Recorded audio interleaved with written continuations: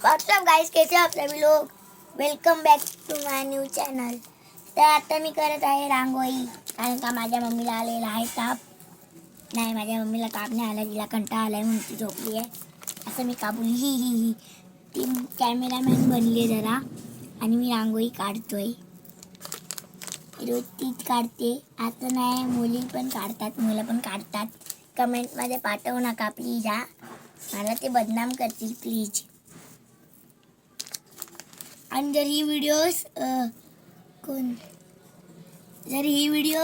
माझ्याकडे दाखव, तर ही व्हिडिओ अस्मिता जाधव आणि श्रावणी जाधव आणि आर्यन जाधव बघत असतील तर त्यांच्याकडून खूप खूप धन्यवाद, कारण का त्यांनी मला लय सपोर्ट केलाय.